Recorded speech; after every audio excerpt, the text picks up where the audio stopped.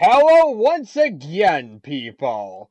So if you were paying attention last time, or should I say that maybe even the time before that, I basically talked about Dark Hour and the fact that matter that really this is a weird pack in comparison to Q2.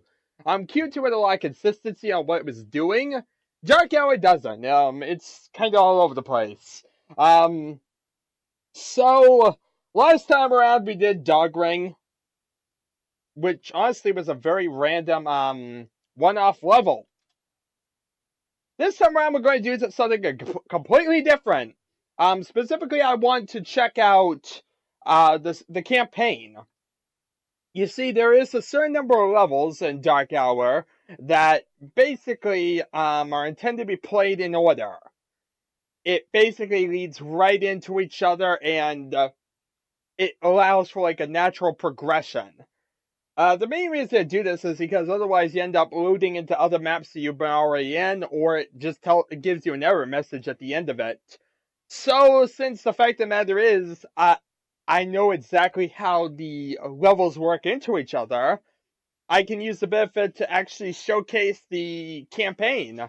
Something I couldn't do the first time around because I didn't know exactly how the levels worked.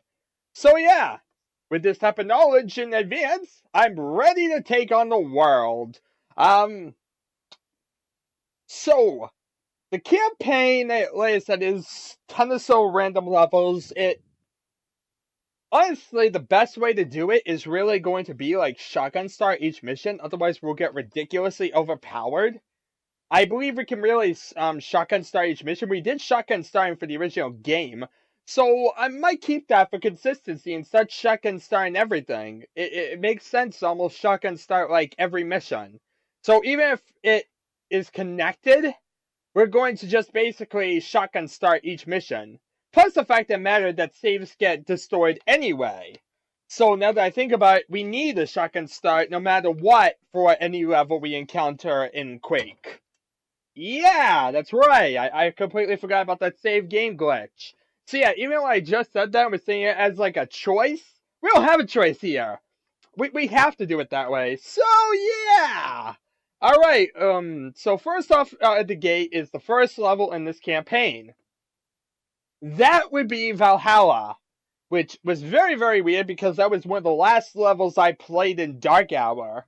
And it was rather surprising because it was like I made it through most of Dark Hour and then find out one of the last levels was one of the first levels of the pack.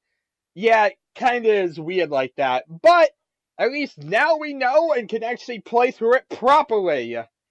So, Valhalla was made by Sam Williams, and it is a large room with long hallways and several teleports. Have fun deathmatch by teleporting behind your foes and giving them stab in the back. Giving them stab in the back? Wait, what? How do you stab them in the back in Quake anyway? That doesn't make any sense. That doesn't make sense. Well, this allows for 16 players in deathmatch. They're really thinking like you could go all at it. I think like a dedicated server back then held like 8. And well, actually, I think like a regular hosted server was 8 and dedicated was like 16. So yeah, this is like a large scale dedicated server is what this is intended for.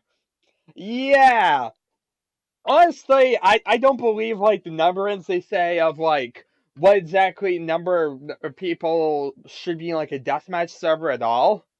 Honestly, I have no idea what they're talking about, and half the time it feels like they're being way, way too generous. I'd say that would be a good example of it here. 16? My god. Anyway, that's what it says. And that's really Valhalla. So let's load up this bloody thing, see what exactly there is to see, do what there is to do, and, well, manifest destiny. Yep, you have to listen to me shut off the loader. I loaded up the loader earlier, so that way maybe you wouldn't have to hear all those noises. As you see, that was a waste of time because you had to hear it be shut off anyway. Gotta love it. So let's see here.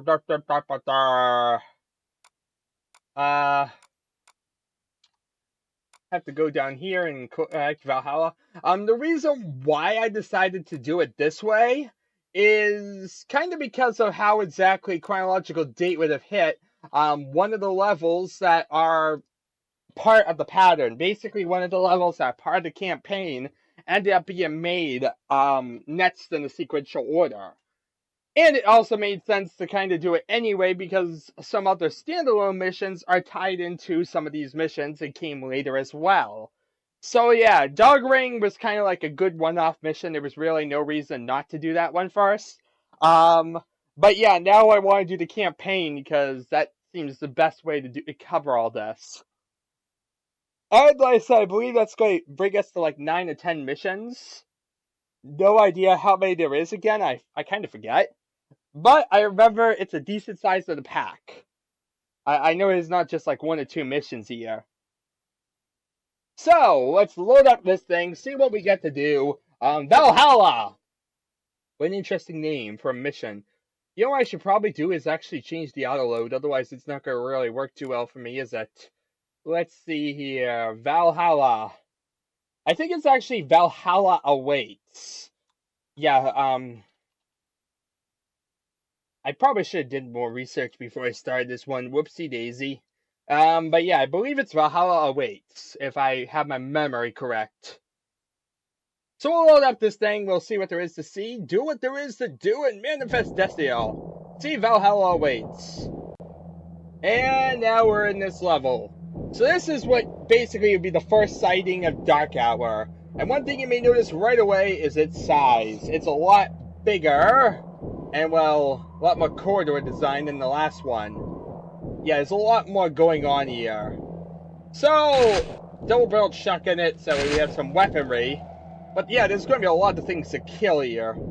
Only 24 enemies. It's still pretty small in comparison to your general Quake level. But yeah. Okay, I think there's going to be like enemies probably around this corner. They love to throw like enemies around corners here. Ooh! Rocket launcher. Worth it!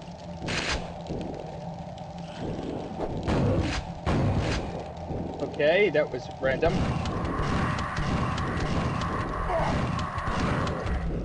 Oh!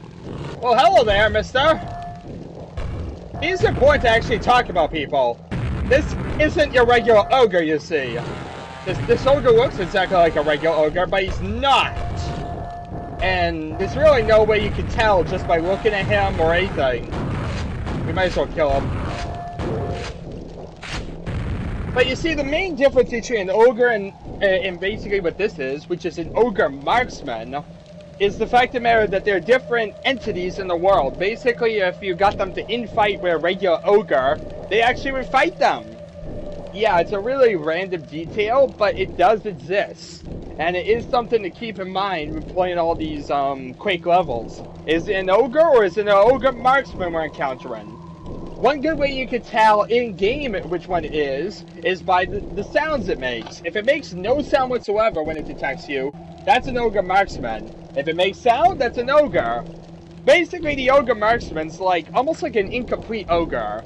It seems like it was left in like almost like a halfway state. There's no like obituary message, and it doesn't make the sounds. But otherwise, yeah, it's pretty similar to your regular ogre. Really nothing too fancy. But it is a subtle detail of the world. And trust me, one of the more annoying things about trying to document this stuff is if it was actually an ogre or an ogre marksman. And actually, it took me a little bit of time to realize I was even being thrown ogre marksmans throughout Dark Hour. Yeah, I think most of the ogres we're going to encounter here are actually ogre marksmans in Dark Hour. In Tier 2, every one of the ogres we encountered was actually an ogre, not an ogre marksman. I actually specifically looked at it because I hadn't made sure before if every single level had an ogre versus an ogre marksman. I had done like a good number of them, but I hadn't checked like everything so thoroughly. So when I was doing it this time, I decided to check everything to make sure that it was all ogres and not ogre marksmans. And so yeah, everything's ogre based. Ogre marksmans don't really appear until Dark Hour. And as you see, there was our significant first encounter against an ogre marksman. Yeah. Not the most significant of things, and not really that interesting me as it has the same model, it's pretty much the same enemy. But it is a random detail of the world if you're really interested in Quake. I want to know like that intricate every detail and what enemies you're encountering, because there is a difference. As random and small as it may sound. As you see, this area basically has a bunch of scattered enemies, and you basically kind of wander around aimlessly. My god, that's sparkling a lot. In Quake, I don't think it sparkles as much. This is like really rapidly sparkling. And yeah, there's a lot of random textures everywhere. This one has like a bunch of textures just splashed all around creation. So yeah, mostly this is a case of me gathering ammo, going through the areas, shooting things, and well, that's kind of about it. On guard, you random death knight! Wait, he's like bouncing down. Okay, he's bouncing. That death knight was bouncing down. I don't know what just happened there. That was random. Okay, random bouncing death knight. Oh look, another one. Are you gonna bounce too? No, he's not gonna bounce for me. Well then, you can be obliterated! That works. And I don't believe there's actually anything over here. I just believe it's a little random dead end. But yeah. This is what the first level of Dark Hour would look like. If you're following the campaign and actually knew which level it was. One big flaw about Dark Hour, it doesn't tell you the order of the campaign at all. It doesn't like say, this is where the campaign starts. Play here. And that's one big problem. It doesn't really have like a nice big play here button. You basically have to have played all the levels to have like the knowledge of how the campaign goes. Otherwise, you're pretty much out of luck. So yeah, it makes more sense for like somebody who's already played it to know how the campaign works than somebody who hasn't touched it before. Someone who hasn't touched it before is probably going to play it out of order. And probably play the wrong things first. Because, you know, they don't tell you! So as you see, there's a lot of teleporters. We can experiment with them, but of course they're probably going to lead me to bad places where things will injure me. There's a tunnel down there. That could be interesting. Well, let's head down this way and see where it leads to. Manifest destiny, all that, right? I see. There's a fiend over there.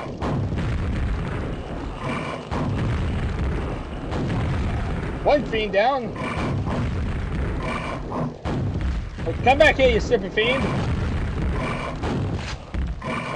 As you see, what the texture was for buttons last time is now for teleporters.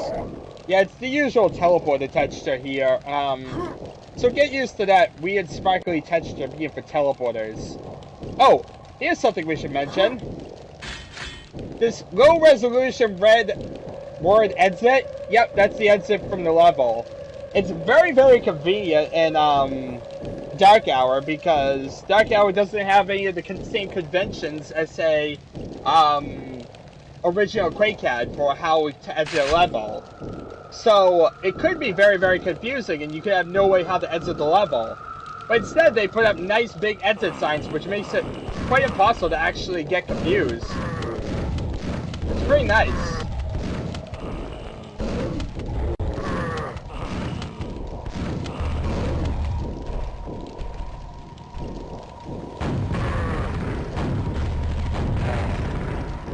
Okay, so we still have a quad damage, that's useful.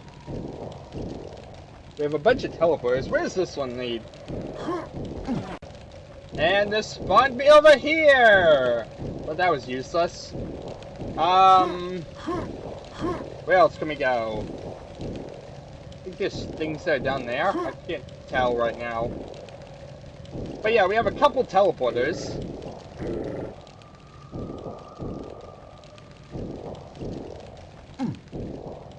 I see. Here's like a waterway down here. Oh god, it's a fish! It's a fish! There's random fishes everywhere! Kill him!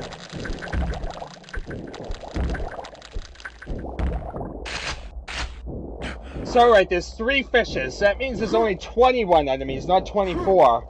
This is the first time we've actually seen raw fish since the days of original Quake. Yeah, because there hasn't been water since the original days of Quake. But yep, water, teleporters, you name it, it's all back in Dark Hour. Now, where is this stupid dog? I'm hearing this dog and he's driving me nuts. How do I get out of here as well? That could be interesting. How does one get out of here? You know! I see. Alright. I am now somewhere else. I have no idea where I am. This could be problematic. I see it as a new challenge. I see. Oh, hey! Where am I? I thought I saw it and I fell down somewhere. Well, at least I got a super nail gun out of the deal. I already had one, so maybe it was totally useless. Okay, so we know where this teleporter goes. Let's see. Where does this one go? And this goes somewhere. Where's this one go? Well, that didn't help me at all. I feel like I'm going around circles. I'm going to teleporters that lead me nowhere. Watch as I'm going to go into one of these teleporters and it's going to lead me somewhere dangerous. I'm really trying to endanger myself by going into random teleporters to see what happens. But yeah, manifest destiny, all that. Explore the teleporters and see what happens. For Narnia or something, I don't know. Oh god. Oh wait, they're random dogs. Die, doggies! Oopsie. Well, that was a bit excessive for dogs. Yeah, 3 Rottweilers. What a great way to kill them. Was that a dog? Really? We had to get a quad damage to kill 4 dogs. Yeah. I conserved all these quad damages to kill some dogs. Wait, why can't I get out? There we are. Okay, I don't know why I couldn't get out there for a second, but... 7! I don't know why I just said the number 7, but, 7! Hear me! 7! What happens if I bounce a grenade in there? It doesn't teleport! Grenades do not teleport for whatever reason. I see. It splashes, but it doesn't teleport the grenade.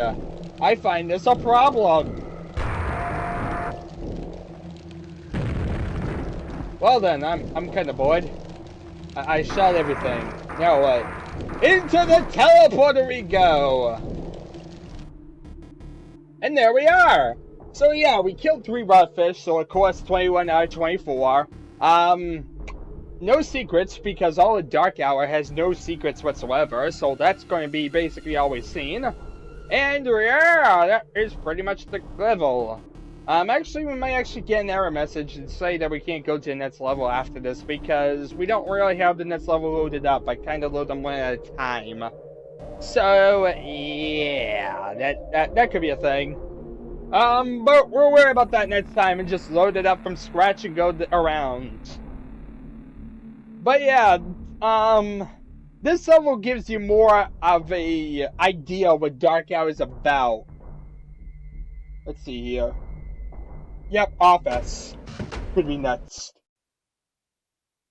So, alright, so I have no idea what Valhalla is about, why exactly it's being thrown here. Maybe the Death Knights? I don't know.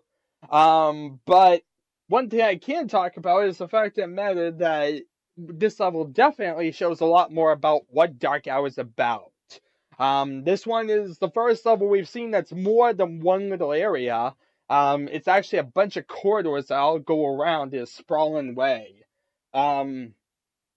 Basically, this is a massively interconnected area with lots of teleporters, lots of corridors, and lots of things to shoot. Basically, if you look at this is basically the antithesis of what all of Q2 was about. If you look at this and then you look at Q2, you can see right away the whole difference in nonlinearity. Basically, if you remember, that was like a big issue with Q2, is that most of the time you would end up in very linear set corridors. Here it was a lot more interconnected. Now, I will say, this level was pretty easy. I mean, I guess it's because it's supposed to be a first level. But yeah, it definitely felt really, really easy. Most of the things were Rottweilers, and there really wasn't much challenge here. There was like very isolated cases of enemies. So it ended up feeling pretty dull overall. It wasn't like the most standout thing. Um, but it does have some variety in textures. There's a lot of textures actually going on here if you notice. I'd say they're like textures splashed around everywhere, all different shades, all different things. You get to see the fact that there's water in here. We got our first instance of water and some raw fish, so that's nice. That shows that that's back. Get to see some teleporter action, which is definitely nice. So there is things here or whatnot that show that there are capabilities. Now, like I said, this level in particular, I wouldn't say is exactly the best of levels for Dark Hour because the fact of the matter, it doesn't exactly have much difficulty going for it. Um, as for Dark Hour's difficulty, I would say that it has a bit more than Q2. Depending on the level we're talking about, there's some levels in here that might actually have like a little bit of roughness to them. And I will like that. But I wouldn't say this is one of them. This one actually felt like a real simple mission because of its isolation, its fact that it gave you a lot of powerful weapons right at the get-go. It just, I think it's really was intended to be like a first level mission idea. And as usual for a first level, they're not going to make it, oh my god, everything's trying to kill me, everything's setting fire, all that type of thing. Yeah, there has to be that build up. And so, therefore, we have something that's relatively simple. As for design, it probably isn't the most interesting of designs, I'd have to say. Um, it's a lot like original Quake's design, and the fact that that's a bunch of corridors. Um, and its interconnectedness definitely allows for different action and whatnot. But I don't know. There's still the idea that it still feels like it was one area. It even said in, like the README or whatever that was like one room, and I think that really kind of covers it. Whatnot. There's a few like buried in areas, but I think overall it was still like one room area with just like some upper and lower areas, different areas to explore. It was a bit more sprawling or whatnot, which was definitely nice, but I still think it was still pretty small in terms of a Dark Hour level. And like I said, it felt like at the same time, the reason why it felt so small was probably because there was sporadic emptiness for a lot of it. If we had action between all the stuff, maybe it wouldn't have felt so small, and we would have actually had some, like, endurance to get to the end. As it stands, it feels more like an introductory level just to kind of get people back into um, Dark Hour in general, whatnot, and be like, it's back. Quake is back. And so, yeah. I will say that Dark Hour in general, say to like compare it to like the original game, I would say is not as hard. And I don't think I set my skill to 3. Wait a minute here. I don't think I had my skill at the right difficulty. That might have been a problem too. Wait a minute. That part of it is gone. I thought there was like something missing. Oh my god, I had it at 1. Oh my god. Yeah, I can't do this, people. I can't do this. I can't do it at 1. That's terrible. Yeah, I don't know why it got rid of. I think when I wrote the last mission, Dog Ring, um, I don't actually know. Dog Ring was there, and then it wasn't. Both the lines disappeared on me. So yeah, I'll have to look into that a bit more. But yeah, they were there, and then they weren't. That's actually rather weird. Now I don't trust that. But yeah, there was a weird thing whereby it was there and it disappeared from it. So yeah, I got ripped off of my difficulty. I don't expect it to be too different because, well, this is Dark Hour we're talking about. It has the same amount of enemies, same amount of everything. It just makes the enemies a bit more lethal. which still isn't really the biggest thing because most of the things are pretty weak mooks. So let's do this all over again. Let's compare the two versions, see how different difficulty makes it.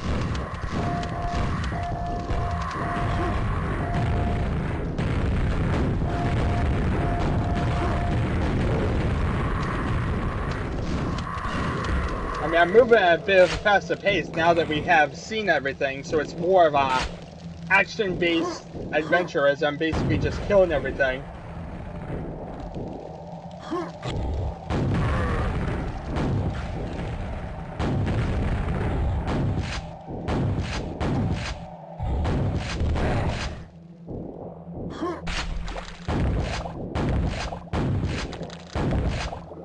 Okay, it's a 3 fish. That side doesn't work. We have to come back up this way. Grenade launcher, sure. Did I get my nails? Yep, I did. Okay. Do you want to test out all the blade teleporters again? As you see, the big part of the problem with this level is that there's a lot of useless teleporters. Like, seriously, why is there so many useless teleporters? I guess for multiplayer. Yeah, if I had to say there was a reason for it, it's probably... Oh, wow. I was an idiot. I was trying to jump over to where the fiend was, and I should probably shot him.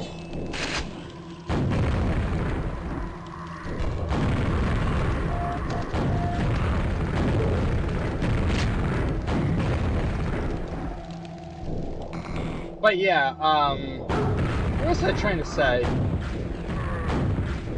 Yeah, this level is kind of made for deathmatch as well, so it has a lot of focus on teleporters and interconnectivity, so you can see a lot of teleporters around here that are totally useless in single-player terms. It's just like really randomly there. These ledges are like a pain to get on too for some reason. Not really sure why. It seems like for some reason I'm losing acceleration.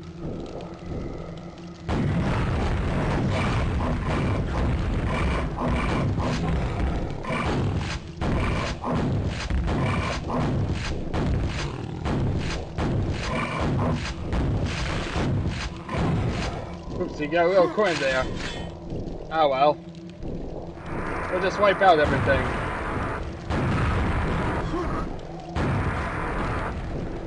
Let's actually come down here and wipe out the dogs. Nasty's gotta be wiped out today. Yoo-hoo! See, this is what I mean. It's like a pain to get up these little ledges sometimes for some reason. Wait, did I get another thing? Squad damage? I don't actually know. Well, it's 18 out of 21, so there's still things to kill. I think most of the remaining things are actually a fish.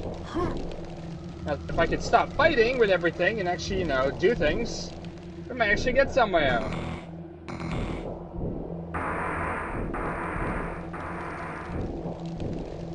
But, you know, whoever thought of productivity? That was weird. It was like it disappeared and then they like clipped in. Hooray for BSP failures for the win!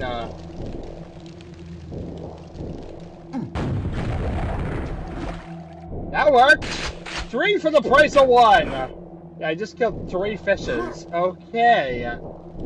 Well, that was hard! That was the hardest thing I ever had to do. Kill 3 fishes with 1 rocket.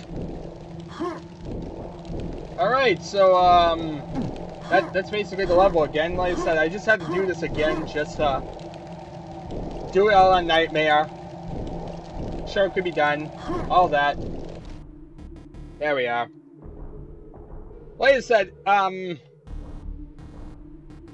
this ain't the original game, and, now it's frozen on me. Yay! It froze! Yeah, I'm just gonna crash it. Okay, so I just crashed the game. So yeah, the thing about it is that difficulties really don't matter much. As you just saw by that video, I kind of was a little bit more reckless, and that's why I even had that one time with the Fiend, and the second time where I kind of endangered myself. But really, if you, like, watched actually how it was, there really wasn't much difficulty. There really wasn't like much risk. Even on the higher difficulty setting, it's the same number of enemies, same number of everything. It's just enemies attack like twice as fast, and most of the enemies that would attack twice as fast to be really lethal weren't really around. It was mostly dogs and knights that were easy to shoot. So yeah, this ain't the level to go to for like really like different difficulties being that bad. So yeah, I could have totally gotten away with it on being scale 1, and you probably wouldn't have been able to tell the difference at all because, well, it didn't feel different at a higher difficulty. Like I said, Dark Hour, one of its big things is that difficulty settings do not matter in the slightest. But at the same time, that also means if you forget to set it, that is pretty okay. See, the thing is, in both Dark Hour and Q2, there's really no way to change difficulty without using the console. So it kind of works out that at least it's pretty much the same no matter what you do. But it's also one more complexity or whatnot that certain people would appreciate, I can imagine. Especially since this level felt pretty simple, even on a normal difficulty or whatnot, or a nightmare. Anyway, I'm blabbing at this point. Really, I just wanted to kind of complete that and actually, do it right. I didn't want to leave it, half done and whatnot and have it, like, cheesily all done. So we had to go back and do it properly and actually kill everything on the right difficulty. And we did it! So yeah, I was trying to say before, Valhalla, not the best of missions at all, I would say, for Dark Hour. It's still one of the lesser missions. It's really just a bunch of corridors with some teleports at the end. And it feels like big expanses of nothing. That's really the big way to explain it. Honestly, I'm not a big fan of that extreme either. If you're gonna have like big expanses of nothingness, that kind of gets really dull really quick. I'm the type of person that really has like a short attention span when it comes to games. I want to have things that are happening, or at least a reason for why I need to be going slow. Like in Thief or so, I have something around me that's causing me to go slow. Here it just feels like I have to walk down this long corridor, and that kind of gets boring. um, like the levels, honestly, the more compact you can make it, the better. Usually, smaller rooms usually feel better than larger rooms. The only problem with smallness is that you end up being able to complete it so fast, and then you're like, well, that's done. It almost goes by too quickly. So there is a need for balance, but when you make things too long, it ends up becoming too worse than if it was too small. I think I've said that before about everything. That, if you make it like too hard of a challenge, it can be worse than if it had too little of a challenge. If that too hard of a challenge is in a terrible level. Too hard of a challenge by itself, that makes it actually fun because then you want to beat that challenge.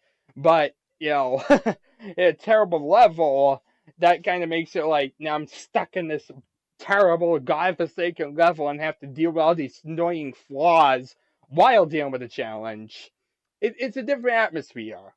Um, and I think, like I said, the whole idea of walking down long symmetrical corridors, it probably didn't help here either that everything looked kind of the same on each corridor. It was kind of different if you went one way, but if you went down the length of the map, as you saw, it kind of looks the same each one of these teleport areas. And with weak enemies, weak everything, it just doesn't really stand out as one of the best levels of Q2 Dark Hour. I definitely wouldn't say this is like a good highlight at all about Dark Hour. But it is the first level. It is what was set first in the queue. So here you are. Anyway, I kind of extended everything because of the fact of the matter of having to do all this and then the other. And therefore, it kind of ended up becoming longer than I really had intended it to be. But I digress. Anyway, thank you very much all for watching. It's been yet another adventure, and I shall see you all next time.